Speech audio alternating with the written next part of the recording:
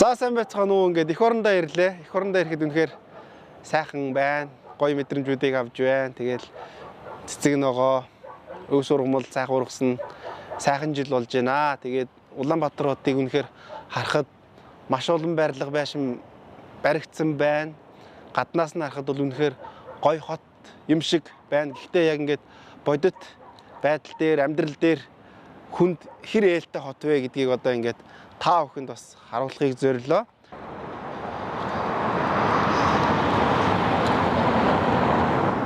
За ингээд нэг бурхантай хөшөөнөөс би одоо ингээд гараад ирлээ. Ингээд яг замаар явах гэхээр ингээд нарийнхан зам учраас ингээд хүүхдэд түрээд ч юм уу явхад амар хэцүү. Тэр одоо явган хүний гарцаар явхаас өөр арга байхгүй. Тэгээ явган хүний гарцаар явхаар сайн те ингээд дээшээ гарахад хэцүү байлаа. Одоо ингээд явхаар ингээд доошоо буух болж байна. Тэгэхээр одоо доошоо буух юм байхгүй. Одоо ингээд ингэж л буунда. Өөр одоо ямар ч арга байхгүй. Энэ бол одоо нөгөө нэг Улаанбаатар. Дахиад энийгээр дээшээ гарлаа. Юм байхгүй. Ингээд дээшээ заавал ингэж гарна. Ингэж гарна. Энд яг ингээд өөрөө тэрэгцэртэй хүн өөрөө ингээд нөгөө нэг удирдлагатай ийм тэрэгцэр байдаг шүү дээ. Тийм хүн настай хүн бол энэ замаар явах ямар ч боломж байхгүй уучлаарай. Тэгээд одоо миний одоо нөгөө нэг очихыг зорж байгаа газар бол ингээд зайсан хийл байгаа байхгүй юу. Тэр хооронд би одоо ингээд ийм жоохон газраар явахаар ингээд явж чадахгүй. Одоо ингээд энэ хүүхдээс нэг яриа авъя л да. Сайн уу минь дөө? Чамаас нэг ганц хоёр асуулт асууж болох уу? Энийг ингээд байшчи. За миний дүү стикборд дээр гулгаад хэдэн жил болж байгаа энийгээр гулгаад? 4 сар болж байна. Энийгээрээ явхад хэр төвхтэй байна? Одоо гэрээсээ гараад явхаар. Нөө яг ингэ тэгшин зам биш болохоор амар сонио нөө явж болохгүй л. Тэгээд тэгшин зам гээд машин замаар явах гэхээр явж болохгүй тий. Харин энэ дээр чи яагаад ингэж ийм тэгшин байж болдгоо болоо гэсэн бодол чам төрж гэнэ үү? За гоё замтай болох байхаа тий. Баярлалаа. За энэ хэсэг дээр бас нэг жоохон бас их оронд сэтгэл гаргаад налуулсан юм шиг байна. Гэхдээ энэ бол ингээд шороо байна. За шороонч дүүрчтэй одоо арга. Ямар ч гэсэн ингээд налуулаад явдаг л болж байна. За тэгээ яг энэ үргшээ хардаа. Үргшээ харахаар ингээд шон мөргөндөө. Тэр хүн хэрвээ ингээд явж байгаад яг ингээд явах болох юм бол яасан байх нь вэ? Гэрлийн шон мөргөнөө тий. Энийг одоо Улаанбаатар стандарт гэх үү, юу хүү мэдэхгүй байна. Зайсан чинь угаасаа хамгийн тансаг нь л үсттэй тий. Тэгээд зайсан тийм стандартыг нийслэлийн одоо дарах хинч байдیں۔ Тий. Тавьж чадахгүй байж тий. Нэг том юм яриад хаахалзаал. Би сая харуултаа нуулзлаа. Би ингээд энэ тэргээ түрээд энэ байшингийн одоо хамгийн дээд давхар дээр гарч Улаанбаатар хотыг харъя гэсэн чинь уучлаарай энэ тэрэг явах ямар ч уулзаахгүй энэ тэргээ өргөөд ийш оргинэ. Олон хүнийг одоо энэ аялал жуулчил юу гэдгийг те соёл амралтын одоо байшин гэж барьсан байх гэж бодож байна. Тэгээд би зөв дуусна уу буруу дуусна мэдэхгүй байна. 47 саяар шинэ гүүр барьсан гэсэн. Тэнд бас явган хүний гарц байхгүй. Явган хүний зам яг хаана байна? Явган хүний замыг яг хэн идчихвэ? Харин байхгүй үстэй. Засамлаар алхаа тэр яара хүмүүсийг харалт ингэ засамлаар алхаад байгаа үстэй. Тэснэ Улаанбаатар хотыг амар хөгжилтэй хот гэдэг байгаа маа. Өөрт дарга нар ярих та. Ингэж бол Улаанбаатар хотод амьдрмааргүй байна. Тэгээд одоо ингээд зайсан лүү гарыг гэвэл угаасаа сорил юм байна л да. Энэ байшин лүү орч чадахгүй байгаа юм чи. За тэгээд Австралиас уулзцгаая. Австралид ямрыг би очиод харуулъя заяа.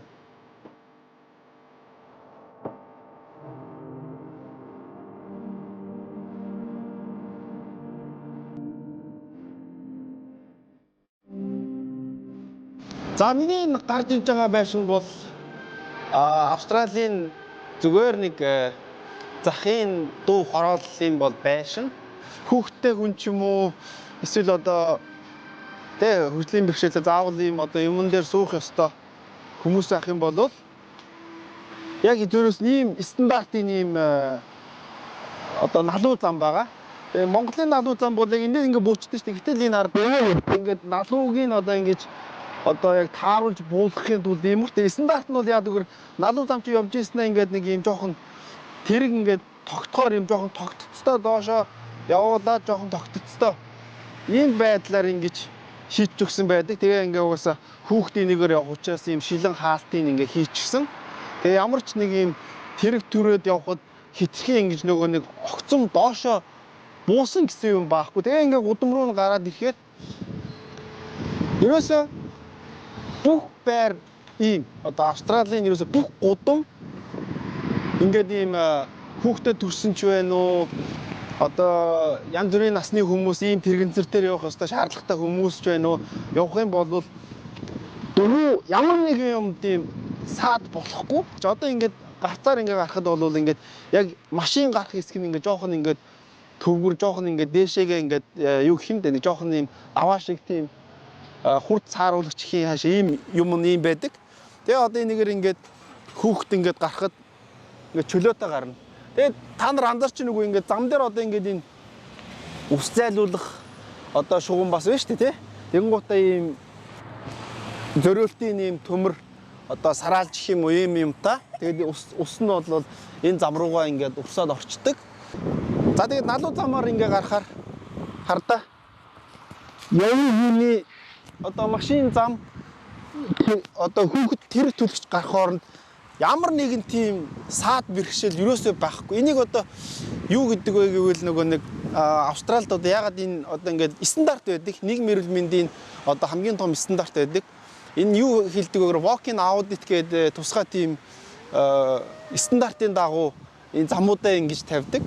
Австралид одоо жишээлбэл одоо энд амьдардаг одоо айл байлаа гэж утгад хэсэг бүлэг айлууд нийлээд хэрвээ ингээд гэрийнх нь уртлын явган хүний зам нь эвдэрхий ч юм уу ямар нэгэн юм хүн явхад төвхтэй байдал үүссэн байх юм бол бөөнөрөө ингэж ярилцаад одоо өндөрдөг одоо энэ байрныхын ч юм уу энэ хаусынхын ч юм уу хоорондоо ярилцаад за манай яг энийгээр явган хүний зам асуудалтай байна шүү гэдгээ тусгай репорт цаасан дээр бичээд тэгээд зургийг аваад хавсаргаад тэгээд нөгөө нэг хорооныхаа хүнд одоо явган хүнийхээ гарцны одоо замын талаар мэдээлэл өгчдөг.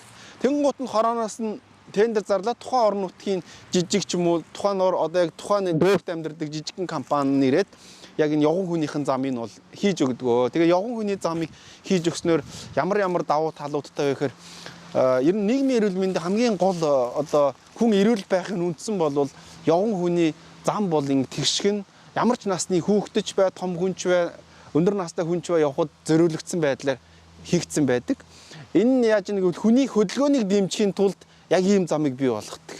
Жишээлбэл одоо хүмүүсийг бид нэр эрүүл бай, гарггүй, спортоор хичээл гэдэг юм ярьдаг. Дугуун ч гэдэм үү эсвэл одоо ингээд хүүхдээ агаар салхинд гар салхилуул гэдэг зүйлийг ярьдаг. Гэтэл явган хүнийхэн зам нь одоо дэгэн дугуйтай Монгол шиг те дэгэн дугуйтай байвал хүн тийм хүүхдээ салхилуулах ч юм уу настай хүн гарах явхад бол төвхтэй байдаг учраас төгшөөгөөд ингээд гардггүй явдггүй биеийн тамир хийдэггүй юм байна л да. Тэрнээс болж ингээд таргалалт үүсдэг гэж үздэг. Тийм болохоор эрүүл мэндийг дэмжихийн тулд хамгийн нэгдүгээрт бол ингээд явган хүний замыг стандартын дагуу хаач ерөөсөө одоо гэр хорооллын хаус хороолол дунд ч гэсэн байрнуудын дунд ч гэсэн бол ингээд энэ замыг л маш сайн шийдэж өгсөн байдаг. Та нар одоо эндээс харах бах Улаанбаатарт очиод зайсан сквер руу гарах гээд би чадаагүй шүү дээ. Ийм яг ийм тэрэг түрээд уг нь стандарт байгаа ах л та. Тэгээ том компани, том даргын компани болохоор яа ди мөнгө төгрөгөө ингээд авилга өгөө шийдээд тэгээ тэр барилга руу орох зам болохгүй байх гэдгийг хинч тоохгүй те. Тэр хинч тоохгүй хүлээгээд авчдаг те. Тэгэл нэг байшин босчдөг.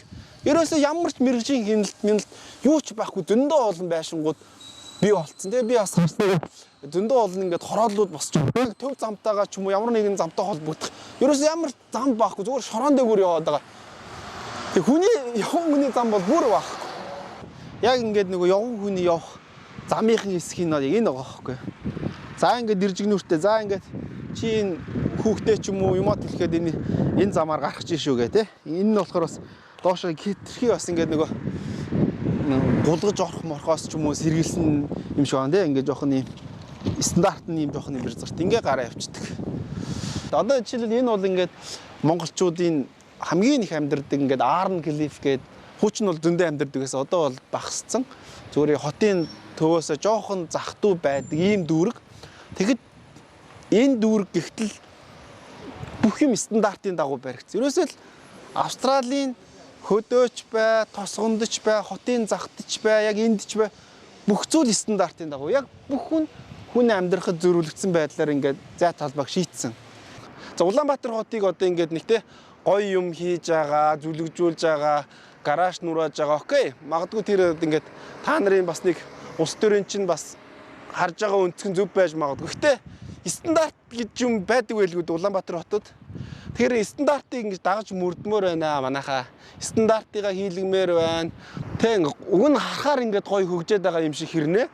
Яг хөрсөн дээрээ, цементэн дээрээ, амьдрал дээрээ хөгжил бол Улаанбаатарт алга байна тий. Энэ бол ингэж хотын Аз зэрэглийн зайсан бүсэн шүү дээ. Магадгүй бид нар ингэ гэр хороол руу явбал тэнд бас хүмүүс амьдардаг ш. Тэнд бас хүүхдүүд байдаг. Нийт хүүхдтэй ч хүмүүс байгаа, настай ч хүмүүс байгаа. Тэд нар ч гэсэн юм явган хүний зам байх хэрэгтэй. Хүмүүс гэрээсээ гараад гоё бүүмээр байна. Спортоор хичээлмээр байна. Заасан толгойг тойрмоор байна тий. Бид ер нь ямар нийгэмд амьдраад байна? Бид ер нь яах ёстой вэ? Тий? Энэ дээр биднэрт одоо ялангуяа яг ингээд Улаанбаатар хотын залуучуудаа иргэддээ хандаад хэлэхэд тий. Нийслэл гэдэг бол ингээд стандарт гэдэг юмыг, хот гэдэг бол стандарт гэдэг юмыг 100% дагаж мөрдөж явах ёстой байдаг юм аа. Тэхийн тулд хэдүүлээ ингээд жоохон ч гэсэн одоо гэлтгүүгээр хүн өөрөө амьдрахад таатай орчин бүрдсэн нөхцлүүдээ ингээд шаардъя. Бүгдээрээ би гоё хотод амьдрахыг хичээцгээе. Тэгээд өөрчлөлтийг бид нөр өөрөөсөө л эхэлнэ. Бид нар л хийж чадна. Тэгээд өөрсдөө хамтдаа эхлүүлье. За баярлалаа.